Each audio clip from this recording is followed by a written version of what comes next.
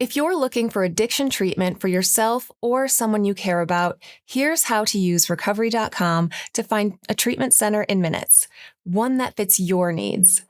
Let's say you have a friend, John, who lives in LA and needs a safe place to detox from alcohol. He has Blue Cross Blue Shield, and you know he's nervous about going too far from home. First, using the search bar, we'll enter in his location. His zip code is 90068. That helps us find nearby options. Next, because John is struggling with alcohol, we'll select under conditions alcohol.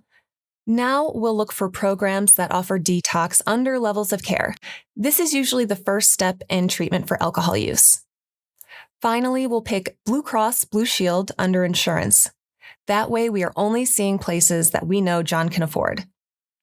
Here we can see a list of centers within 60 miles of John's area code. Let's click this and bring it down to 15 miles.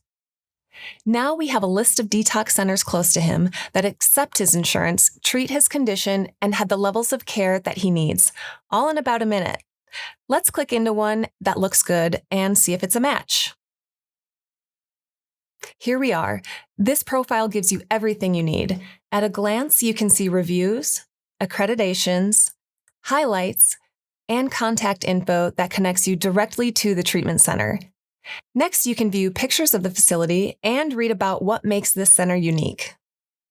If you click treatment at the top or just scroll down, it will show you the center's specializations, treatment services, approaches, therapies, amenities, and more. And further down, you can even see the staff and credentials.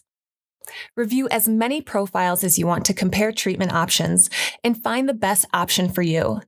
When you're ready, you can connect directly to each center's profile page, call, email, or visit their website. That's it.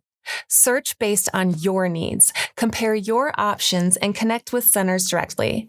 Recovery is possible, and now finding the right support is too. Find treatment today at Recovery.com.